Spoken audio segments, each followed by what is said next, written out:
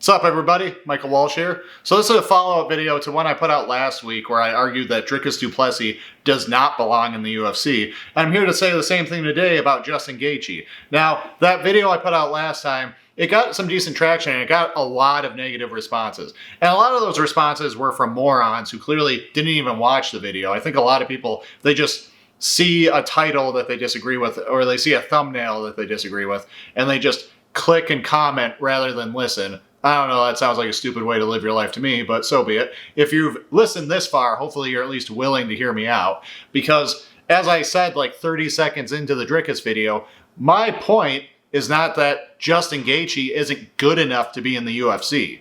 He is good enough to be in the UFC. He's good enough to beat UFC caliber fighters. He's fought for the title multiple times. He was the interim champion. He's still ranked top 5. He's clearly good enough to be here. That's not the point. The point is that he doesn't belong here. He belongs somewhere else. Okay? And that was my point about Dricus. I said immediately that Dricus still might be the second best middleweight in the world. Like, we'll find out when he, fights the other contenders here now that he's no longer the champion. And we'll see if he ever earns a rematch or earns another shot at the title. But the point was not that Dricus isn't good enough. He clearly is. He was the recent defending champion. Of course he's good enough. That's not the point. The point is that he doesn't belong here. He belongs somewhere else. And what I mean by that is Dricus and Justin are action fighters. And that's not a term I coined, but it's a term I use, and it's a term a lot of people seem to not be that familiar with. But an action fighter isn't just a fighter who's vaguely exciting. It's not just a fighter who gets some knockouts here and there. An action fighter is a fighter whose purpose, whose agenda in the cage is action. It's not winning at all costs, it's action. Okay? These are fighters who are there to take risks. They're there to chase the finish. And they're fighting. They're motivated by a love of the game. These are natural fighters. These are people who like to fight. They like to hit people and they like to get hit by people. That's who they are. And they're motivated by some sort of philosophical idea of what a fight ought to be. That it should be, in the end, a fight and not merely a competition. That's who these people are. Those are action fighters. Justin Gaethje is an action fighter. Dricus du Plessis is an action fighter. Okay? And Justin, of the two, is all the more an action fighter. Not only is he more exciting generally, but he's more clearly motivated by this kind of agenda. Because for the first half of his career, that was just his stated purpose. He said he wanted to be the most exciting fighter anyone's ever seen. Like, he was trying to be, he called himself the highlight. Like, he was trying to be the most violent fighter you'd ever seen. And there's even stories from his coach. Like, Trevor Whitman has said, as kind of remembered when Gaethje first came to him, and he was an early, he was a wrestler turned MMA guy. And Gaethje said, this is great. Every wrestling match I've ever had, I wanted to fucking hit the guy, and now I can. This is great. Like, that guy is a natural fighter. And it was only after he lost, it was only after he got knocked out by Eddie Alvarez and Dustin Poirier that he kind of succumbed a little bit to this broader pressure that he was getting from his coach, that he was getting from the public, that he was probably getting from the UFC, that he needed to change his style a little bit or he wouldn't stick around. And again, he succumbed to that a little bit. And he started stating that, chasing the title is something he actually takes seriously and is an actual goal of his. And right now, it's clearly a goal of his. Like, he doesn't seem to want to take fights unless they're going to, just give him the title shot right away or give him some Legends fight. And so I'm not saying he doesn't care about the title. I'm not saying he's just here to entertain you. But I'm saying even that phase of Gaethje's career, that phase he has been in ever since he lost to Poirier, is still clearly coming from a guy who cares about this as an action-first fighter, cares about this as a guy who's here for love of the game, who's here to fight, not compete, is still coming from a guy like that. Because what changes did Justin Gaethje make after those losses? He, used his footwork more, he feinted more, he started more intelligently setting up his punches, setting up his counters. He wasn't just a wild brawler anymore. He wasn't as willing to just take a shot to give a shot. He was fighting a little bit more intelligently, but he's still an action fighter, and he's still clearly not fighting like someone who's trying to optimize his chances of winning, who's trying to optimize his chances of becoming a world champion, of becoming a reigning world champion, of becoming the top pound for pound fighter in the world. He's just not doing that. The fucking guy still won't even wrestle. He's an ex-All-American wrestler, and he refuses to use his wrestling offensively in a fight. What does that tell you? Okay, he's not here to be Islam. Okay, he's not here to be Volkanovski. He's not here to be GSP. Okay, he's not that kind of guy. Okay? And it's a shame because this phase he's been in, this sort of compromised post-Poirier, like, okay, I'll try to fight smarter phase, has been less exciting. And I can already like see people wanting to type in the comments and say, what do you mean he's not exciting anymore? He's still winning fight of the night when he beats Fiziev twice, when he beats Chandler. The Chandler fight was a war. Like when he knocked out Cerrone, you're telling me that wasn't exciting? When he beat the shit out of Tony Ferguson, you're telling me that wasn't exciting? What do you mean he's not exciting anymore? That's how I'm saying. So before you type that, just hear me out. I'm not saying he's not exciting anymore. Justin Gaethje is still one of the most exciting fighters on the entire UFC roster, but he's less exciting than he used to be. Okay? Just go back and watch his old fights before he came to the UFC. Watch his like Luis Palomino fights in WSOF. Or just watch his debut in the UFC. Watch his fight with Michael Johnson. Those are more exciting than the fights he's had since he lost to Poirier. They just are. The fights he's had since are still good. They're just not as good as they used to be. So, like, what's the point? Like, why have him here so he can just compromise himself, be less exciting, like, fight against his own nature, fight against what he clearly wants to do, and just so he can still not be the fucking champion? You know, because he already fought for the belt twice and lost both times. He's probably not going to fight for it again. I doubt they'll give him an immediate shot against Ilya. And if they pair him up with Arman or with Paddy, I think there's a good chance he just loses to both those guys. So, like, what's the point? What was it all for? You know what I mean? Wouldn't you have rather have seen him in a regional promotion this whole time? Wouldn't you have rather have seen him in Ryzen this whole time? Because there's a reason action fighters like this belong in those promotions. Because the whole point of the UFC is to find the best. Because now they have a monopoly on the top talent, and they have the boring rule set, and they have the boring presentation. Okay, the UFC's presentation sucks. Their production sucks.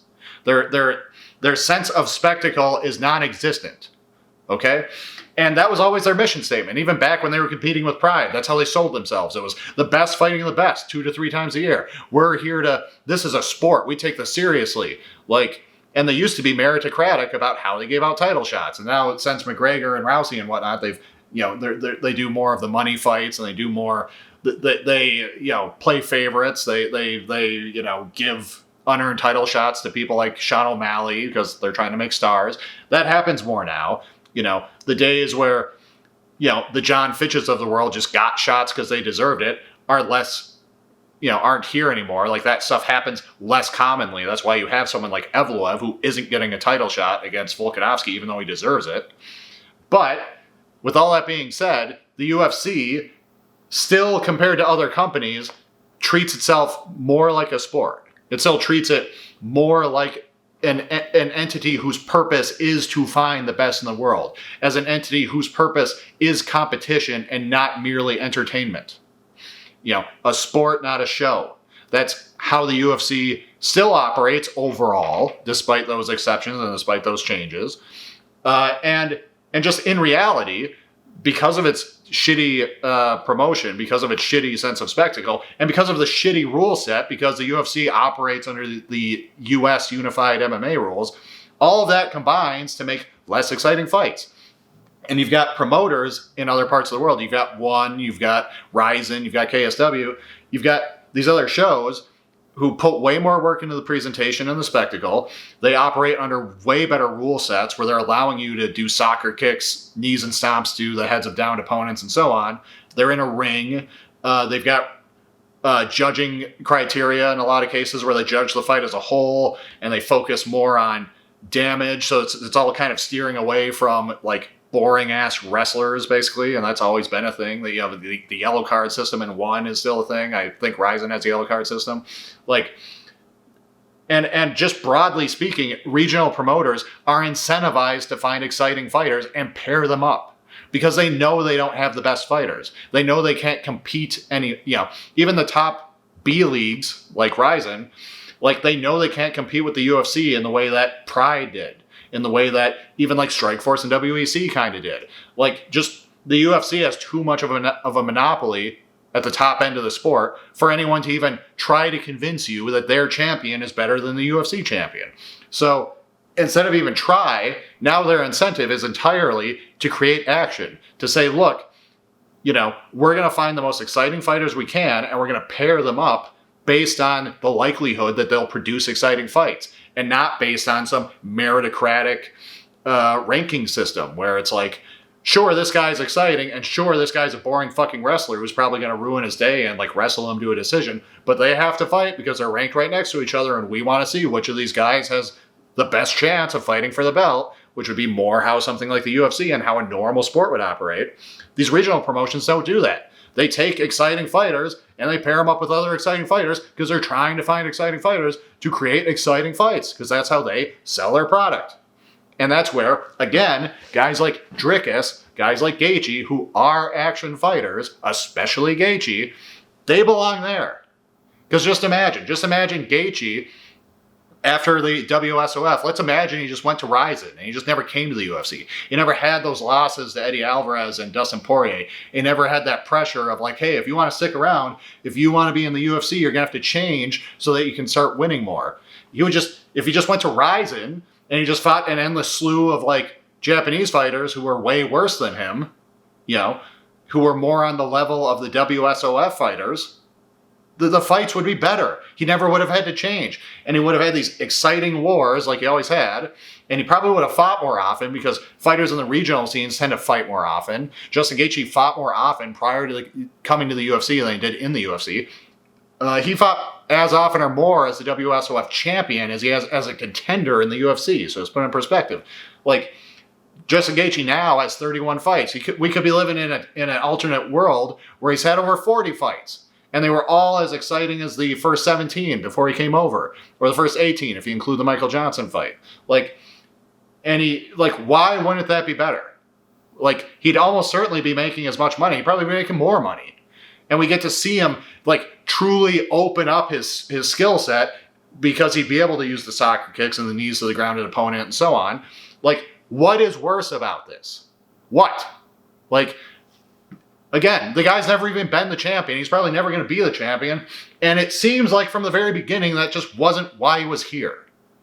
I know he cares about it. I'm not saying he doesn't want to be the champion, but that's clearly not what he's made for. He's made to be the action fighter over in Ryzen. And we've just seen examples of guys who have lived that life, and it's fucking great. Just look at Mamed Khalidov. He's one of the most exciting fighters in the history of the sport. He never came to the UFC. It wasn't because he wasn't good enough. He was on there's an old Jack Slack article you can read about him where Slack is like, this guy, he's past his prime now. He's 45, but this is back when, this is a 10-year-old article or something. He's like, Khalidov is on the top of most people's lists of guys they wish they could see in the fight in the UFC. And it's why? Just so he can have the Gegard Mousasi experience? Just so he can come over and very quickly fight higher levels of competition that he's not going to be able to style on, and who are going to win boring decisions against him and are going to wrestle him and do this, that, and the other thing. Why do you want to see that? Why? And why? And someone like Gaethje, why pressure him to do that? Why pressure him to change? Just because that's what it's going to take to win the title? He's not that kind of guy. Those kind of guys are who they are. Volkanovski's that kind of guy. Islam's that kind of guy. Demetrius Johnson was that kind of guy. GSP was that kind of guy. These are guys who are willing to change their styles, change their approaches, change their training, change their tactics, change their strategies in order to optimize their chances, in order to give themselves the best shot at winning, the best shot at longevity, the best shot at having the most title defenses, on and on and on. And that's all well and good. And if you want to see that shit, the UFC is your place to do that. But the UFC then isn't the best place for someone like Justin Gaethje. Again, it's not like he's not good enough to be there, but he's not good enough to be the champion. And even if he miraculously gets a shot and miraculously wins, and I'll be happy. If Justin Gaethje somehow gets to fight Ilya and knocks him out, I'll be cheering. But bar some kind of Hollywood movie-esque good fortune, that's not going to happen. And even if it did, he's never going to be the pound-for-pound guy. He's just not that kind of guy. And the UFC exists to find those kinds of guys. That's what the UFC is kind of, again, what their whole selling point was. And especially now, where they've concentrated the talent and where, again, they're fighting in the lamest production with the shittiest rules. That's all they're fucking good for. So why are we wasting exciting fighters in the UFC when they should be somewhere else?